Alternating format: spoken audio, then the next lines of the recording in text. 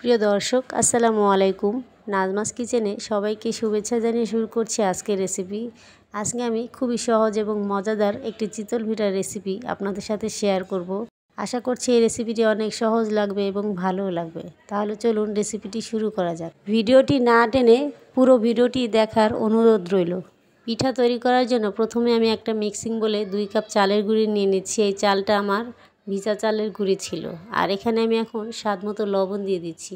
লবণ আর চালটাকে খুব ভালো করে হাত দিয়ে মিশিয়ে নিতে হবে।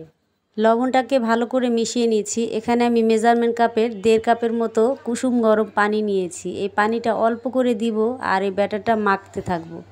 একেবারে পানিটা বেশি দিতে যাবে না, এতে করে পাতলা হয়ে যেতে পারে। অল্প অল্প করে পানিটা দিতে হবে আর খুব ভালো করে ফেটিয়ে নিতে হবে।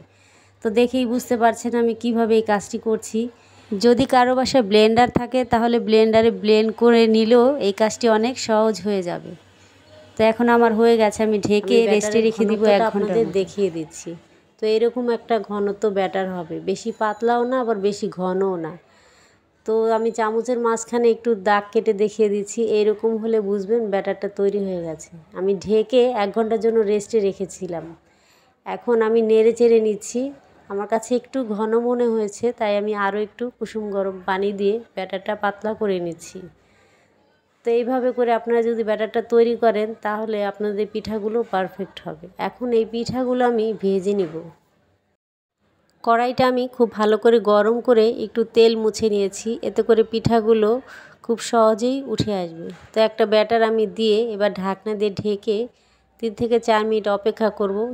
ঢাকনাটা উঠিয়ে এবার আমি পিঠাগুলো উঠিয়ে নিচ্ছি। তো দেখতেই পাচ্ছেন পিঠাগুলো কিন্তু অনেক সুন্দরভাবে হয়ে গেছে। এবার চুলা থেকে উঠিয়ে নিই। আমি আশা করব আমার রেসিপিগুলো আপনার কাছে অনেক ভালো লেগেছে। আর যদি ভালো লেগে থাকে অবশ্যই আমার চ্যানেলটি সাবস্ক্রাইব করার অনুরোধ থাকলো। আমার পিঠাগুলো সবগুলো তৈরি হয়ে গেছে, দেখতেই পাচ্ছেন। মাশাআল্লাহ কত সুন্দর হয়েছে। চাইলে এভাবে আপনারা সহজেই বাসায় তৈরি করতে পারেন। সহজ একটা রেসিপি। তো এরকম সহজ রেসিপি পেতে অবশ্যই আমার চ্যানেলটি সাবস্ক্রাইব করার অনুরোধ থাকলো। আজকে এখানে বিদায় নিচ্ছি। আল্লাহ হাফেজ।